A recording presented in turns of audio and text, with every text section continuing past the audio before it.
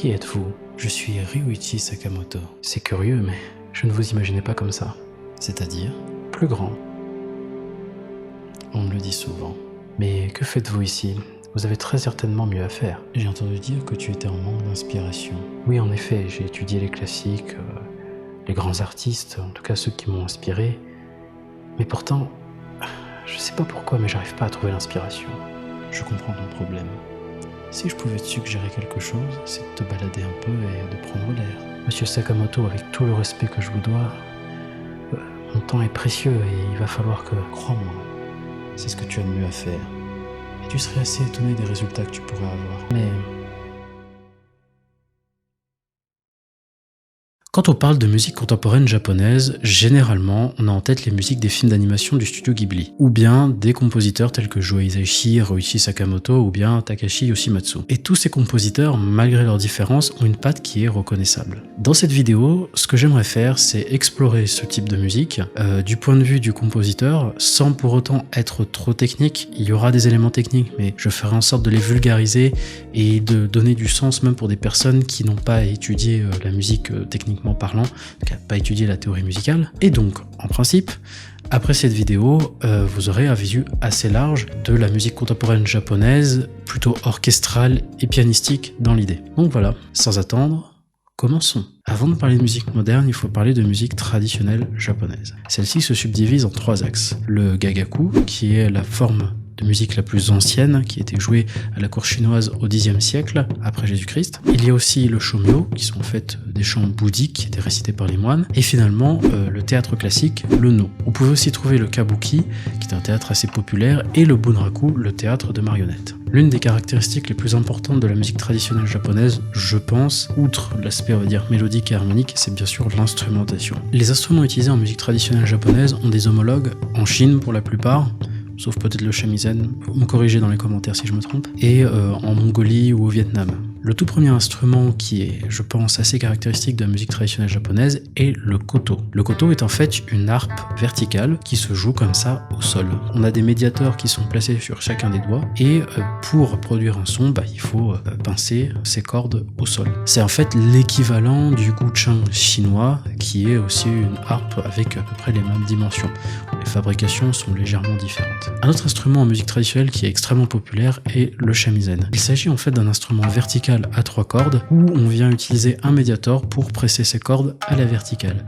Ça a un son très percussif, très perçant et qui est très utilisé pour, par exemple, un genre de musique guerrière qui exprime en fait une énergie très intense. Ensuite, on trouvera le shakurachi qui est en fait une flûte à 5 trous, très charmante d'ailleurs, avec un son qui est très agréable, qui était très utilisé par les moines bouddhistes. Et en fait, ce son ressemble énormément à un son de vent, mais extrêmement mélodique avec des sonorités qui sont très douces. C'est d'ailleurs pour ça qu'il est utilisé dans le contexte religieux. Et finalement, que serait une vidéo sur la musique traditionnelle japonaise sans parler des taiko? Les taiko sont en fait des instruments de percussion, qui sont un ensemble de percussions qui étaient utilisés sur les champs de bataille et qui ont peu à peu suivi leur chemin dans la musique gagaku ou bien religieuse. Ce genre d'instrument est maintenant, en tout cas, beaucoup utilisé dans tout ce qui est musique guerrière, encore une fois, qui est aussi beaucoup utilisé dans le scoring de films assez connus sans pour autant que ça soit un contexte japonais. Bon, voilà. C'est à peu près tout ce que je voulais vous dire sur la musique traditionnelle japonaise, en tout cas sur l'instrumentation de la musique traditionnelle japonaise. On reviendra sur d'autres aspects un peu plus tard. Et ce que je vous propose, c'est de passer à un aspect qui est extrêmement important dans ce genre de musique, l'harmonie.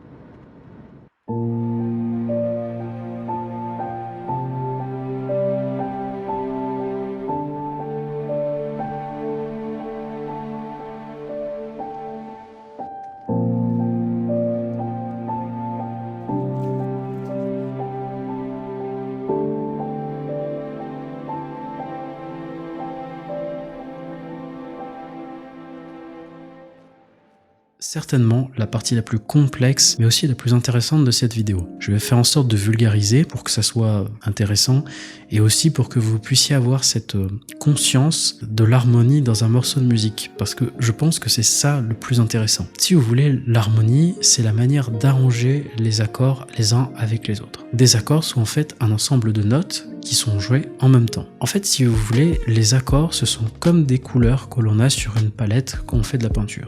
On peut avoir des couleurs primaires, ensuite des couleurs secondaires. Et avec ces couleurs-là, on construit des couleurs de plus en plus complexes. Pour les accords, c'est exactement la même chose. On va utiliser les accords pour donner une couleur, pour donner un certain mood, pour utiliser un anglicisme, à un morceau de musique. Donc en fait, si vous voulez, vos couleurs primaires, ce sont les accords basiques. Dans un premier temps, vous avez l'accord majeur qui, dans notre culture occidentale, représente la joie, quelque chose de plutôt positif. Et puis vous avez l'accord mineur qui, lui, représente quelque chose de plutôt triste et négatif. C'est une manière assez brouillonne de représenter la chose. Je pense qu'il est plus important de se concentrer sur qu'est-ce que cet accord me fait ressentir plutôt que comment construire ces accords. Et avec ces accords-là, on va construire des accords de plus en plus complexes. On peut avoir le majeur 7, le mineur 7. On peut avoir des accords qui ont des sonorités qui sont entre les deux. Par exemple, on a l'accord semi-augmenté, on a aussi l'accord diminué. Et en rajoutant des notes dans ces accords, on crée des sonorités de plus en plus complexes. C'est ce qui arrive par exemple lorsqu'on est en néo-soul. Bon, je parle de la néo-soul parce que j'en ai fait une vidéo, mais dans des tas de genres de musique différents. Mais en ajoutant des notes, on ajoute de la complexité. Et en ajoutant de la complexité, finalement, ces accords commencent à avoir des couleurs de plus en plus complexes et permettent de représenter justement des émotions de plus en plus complexes également. Pour revenir un peu sur ce que j'ai dit, je vais vous faire écouter chacun des accords. Je mettrai ensuite en label l'émotion que me transmet cet accord. Et c'est vraiment là-dessus que je voudrais vous amener et non pas sur la partie vraiment technique de comment construire ces accords. Si vous en avez besoin, j'en ferai une vidéo, peut-être un peu plus technique, un peu plus précise, mais là vraiment c'est de la vulgarisation et c'est très très important pour comprendre justement la musique moderne, contemporaine. J'ai répété les deux, bon bref, fatigué. La musique contemporaine japonaise.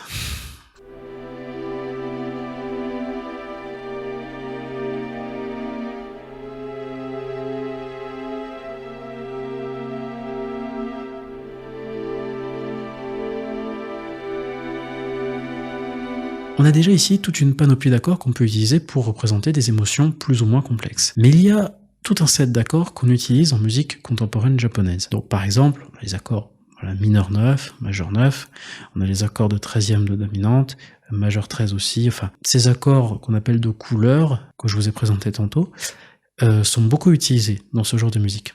Mais pas que. Il y a un type d'accord qui a été beaucoup utilisé par justement les impressionnistes, notamment Ravel et Debussy, qui sont utilisés en musique contemporaine japonaise. Ce sont les accords de quarte. En fait, ces accords de quarte, leur particularité, c'est qu'ils ne sont ni majeurs ni mineurs. Ils sont entre les deux. Ils sont au centre, plus ou moins. Ces intervalles sont constitués soit de quartes, soit de quintes. Si vous inversez les intervalles, c'est sensiblement la même chose. Et en fait, ce sont des accords qui ont été énormément utilisés dans ce genre de musique. Par exemple, on le retrouve dans la traduction de One Summer's Day par Joe Hisaishi, que je pense que si vous avez cliqué sur cette vidéo, très certainement vous connaissez.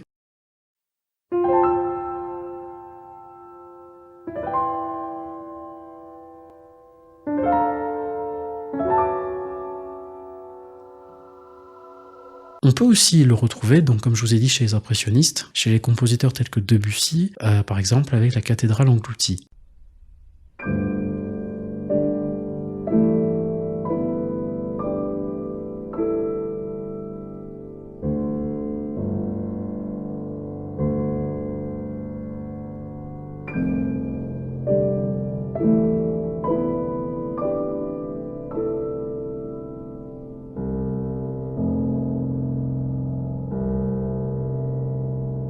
Encore une fois, le plus important est de se concentrer sur la couleur de l'accord. C'est pourquoi ici je fais appel à votre sensibilité auditive. C'est vraiment pour que vous concentrez sur qu'est-ce que cet accord me fait ressentir. Et à partir de ces émotions, vous pouvez composer ce genre de musique. Alors c'est bien, on a des accords, mais comment on les enchaîne les uns avec les autres? Alors, j'en avais parlé dans ma vidéo sur comment faire de la city pop, mais la manière dont on enchaîne les accords, généralement, en musique classique tonale, justement, on se base sur la tonalité. La tonalité se caractérise 3 types de fonctions. La tonique, la maison, la sous-dominante, donc là on est un peu plus instable, on est près de l'instabilité mais pas encore, la dominante complètement instable, et on revient à la tonique.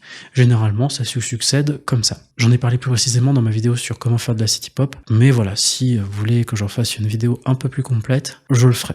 Alors en musique contemporaine japonaise, on a aussi ce mode de fonctionnement, mais on retrouve, en tout cas chez Hisaishi, beaucoup d'emprunts. Des emprunts, c'est-à-dire que vous avez une tonalité, donc vous avez un monde, un univers, et on vient piquer un accord d'une autre tonalité. Et en fait, ça vient créer la surprise. Si vous avez besoin d'une vidéo sur les emprunts et ce qu'on appelle en anglais le modal interchange, je pourrais en faire une, c'est très intéressant, mais voilà, j'essaie d'être assez concis sur cet aspect-là dans la vidéo. Je mentionnerai quelques emprunts quand on parlera justement des progressions harmoniques. Mais ce qu'il faut comprendre, c'est que les progressions harmoniques dans ce genre de musique se basent essentiellement sur des mouvements de tierces majeures et de tierces mineures, ou bien de secondes. Encore une fois, quelque chose qu'on retrouve énormément chez Ravel ou chez Debussy. Je vous propose d'écouter Blue de Sakamoto avec une progression qui va de tierce mineure en tierce mineure. On passe d'une tonalité à une autre de manière assez naturelle finalement. Donc je vous laisse écouter. Ça crée vraiment une surprise très très intéressante.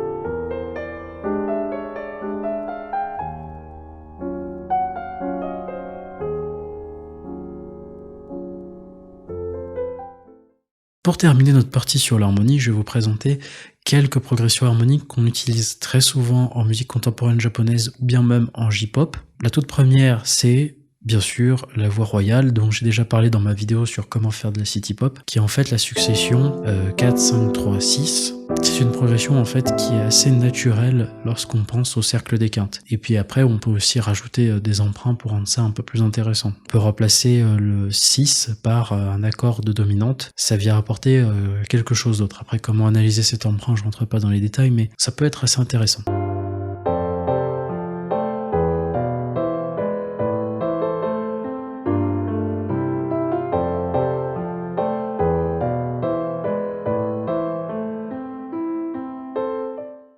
La deuxième progression harmonique dont on va parler, c'est le 4, 5, 6. Généralement, on peut même remplacer ce 6 soit par un accord majeur ou bien par un accord sus4. C'est par exemple un accord qu'on entend énormément dans la musique d'animé et qu'on retrouve par exemple chez Sakamoto dans Merry Christmas Mr. Lawrence.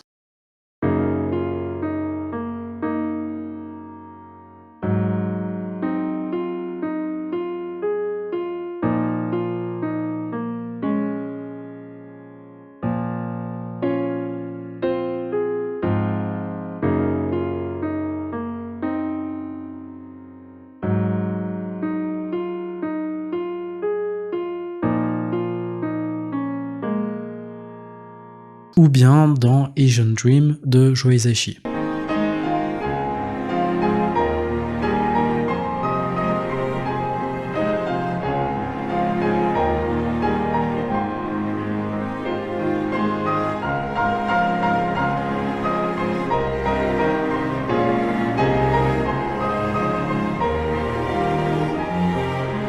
Après, si vous êtes habitué à écouter de la musique d'animé ou quoi que ce soit, je pense que c'est quelque chose que vous entendez très souvent. La dernière progression harmonique est un peu spéciale. En fait, il s'agit de prendre le 7e accord, de l'abaisser d'un demi-ton et de le rendre majeur. Il me semble que Joe Hisaishi a dû l'utiliser dans une de ses compositions.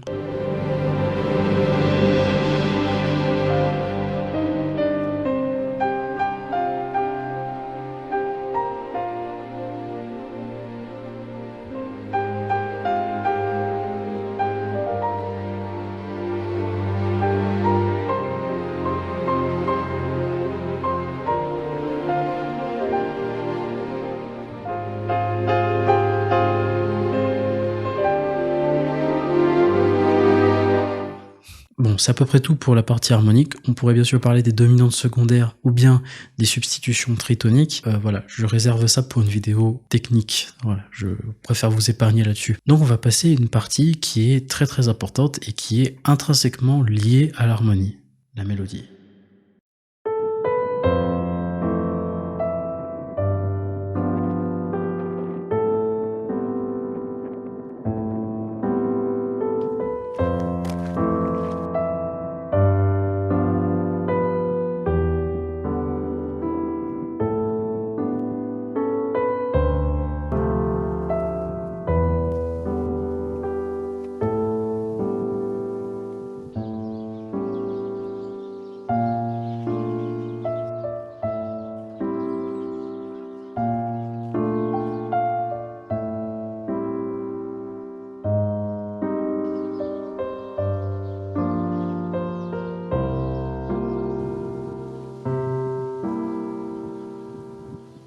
Si vous voulez, si on reprend l'analogie de notre tableau, les accords sont les couleurs, la mélodie, ce sont en fait les contours de nos paysages, de nos personnages. C'est ce qui rend en fait le tableau reconnaissable entre mille. Analogie très grossière, je le conçois, mais je pense que c'est assez intéressant. Une mélodie est en fait une succession de notes les unes après les autres. Là où on avait verticalité pour les accords, on a une horizontalité pour la mélodie. Et les règles qui régissent en fait ces mélodies, ou plutôt le cadre dans lequel ces mélodies évoluent, s'appellent les gammes. Je sais, j'utilise pas forcément des termes qui sont très précis, mais j'essaye de faire en sorte que ça soit clair en tout cas. Et en fait, des gammes, on en a tout un tas. On a les gammes les plus simples, donc les gammes majeures et les gammes mineures, qui grossièrement correspondent à peu près à leurs homologues. D'accord, c'est-à-dire que la gamme majeure, c'est un mood un peu plus joyeux, la gamme mineure un peu plus triste. Après, si on va un peu plus loin, on a ce qu'on appelle les modes. Cette fois-ci, les gammes dont on parlait sont des modes, finalement.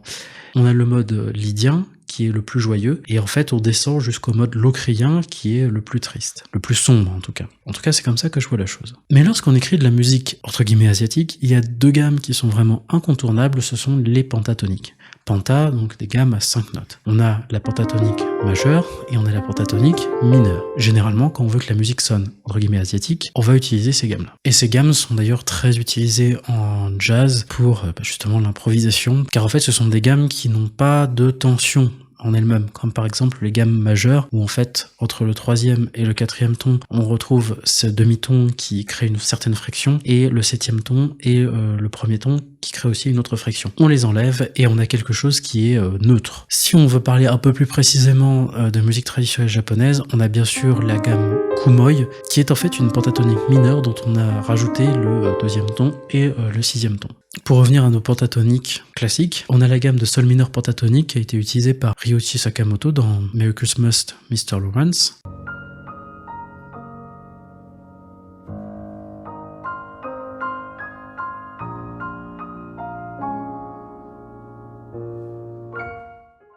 Et dans l'introduction de Asian Dream.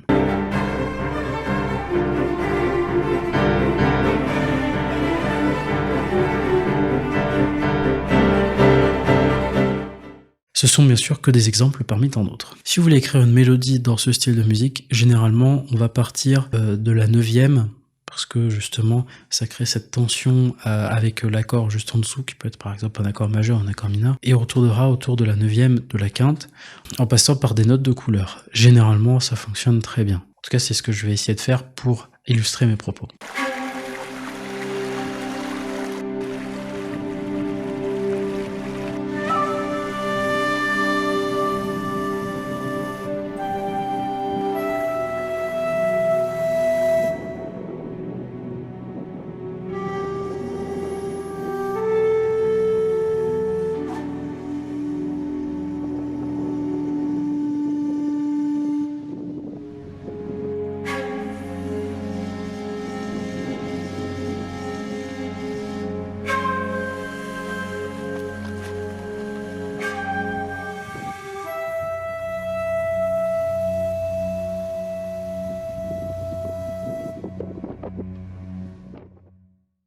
Je parle beaucoup de technique, mais je pense qu'il est important de se concentrer sur qu'est-ce que ces accords vous font ressentir. En fait, ces histoires d'accords, de gamme, de mélodies, de couleurs sont bien plus importants que la manière dont vous les agencez. C'est pour ça que la musique contemporaine japonaise, assez surprenante d'une certaine manière, parce qu'on n'a pas cet usage classique des accords dans un mode tonal pur. Et c'est justement ce qui donne tout le charme de la musique contemporaine japonaise, c'est cet usage des couleurs, des textures, ce qui fait que cette musique se rapproche plus du jazz ou de la musique classique du XXe siècle que la musique classique telle qu'on l'entend. La musique contemporaine japonaise, en plus de puiser son inspiration dans la musique traditionnelle japonaise, a aussi reçu d'autres influences. Donc par exemple, l'influence bien sûr du jazz. Si vous avez regardé ma vidéo sur le jazz au Japon, vous avez vu à quel point le jazz a eu une influence conséquente sur la musique populaire au Japon. Un exemple assez probant est le thème de Porco Rosso par exemple dans la musique de Joe Hisaishi qui est assez caractéristique.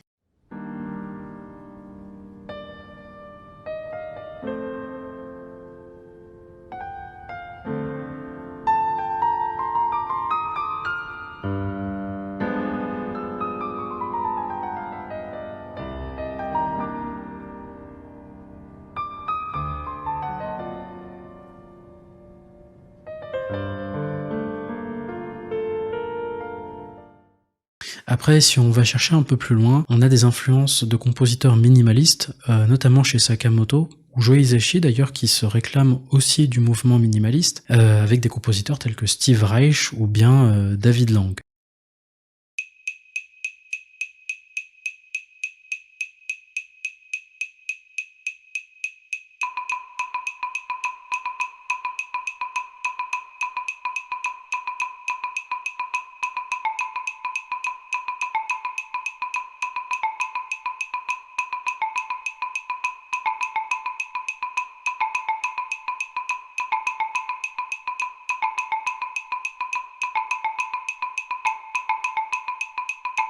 La musique minimaliste est en fait un pan de la musique classique qui se veut utiliser des motifs simples et de complexifier leur structure, tout en se basant sur ces motifs simplistes. Donc on a une musique qui semble parfois un peu répétitive, mais qui rythmiquement va bouger et va donner un peu plus de complexité à ce genre de pièce.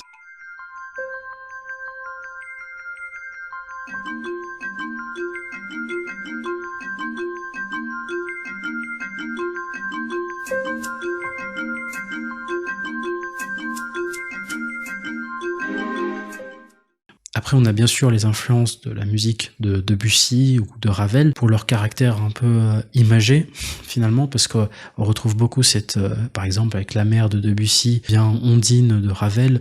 Enfin, bon, il y a tout un pan de la musique classique, justement, qui se veut garder cette imagerie un peu onirique, qui est beaucoup utilisée par ces compositeurs-là. Et au niveau de l'orchestration, on a l'influence, bien sûr, de Mahler ou bien de Brahms.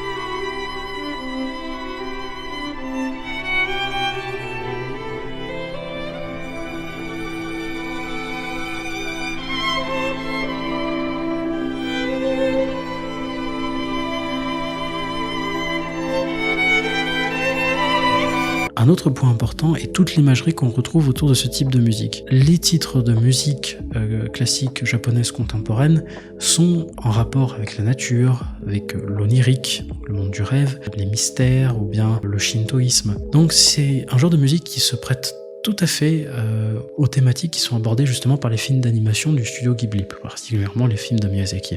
Et bien voilà, je vous remercie d'avoir regardé cette vidéo. C'était une vidéo un peu spéciale parce que voilà, je voulais parler un peu plus de technique et je me suis un peu écarté de le funk, bon sang, le jazz, la néo-soul, etc. Bien qu'il y ait des ponts et des connexions entre les deux. Et étant compositeur, je voulais vraiment vous partager avec vous ce processus de recherche, de composition, et que vous ayez en fait un aperçu de comment on compose une pièce en s'inspirant d'un style en particulier. C'est pour ça que j'ai appelé cette série Chronique d'un compositeur. Donc voilà, j'espère que ça vous plaira, que vous en aurez appris un tout petit peu plus sur ce genre de musique, mais aussi toute l'imagerie. Et je pense que c'est très important pour comprendre ce genre de musique. Donc comme toujours, abonnez-vous, partagez la vidéo si elle vous a plu, et en attendant la prochaine, je vous dis salut les compositeurs!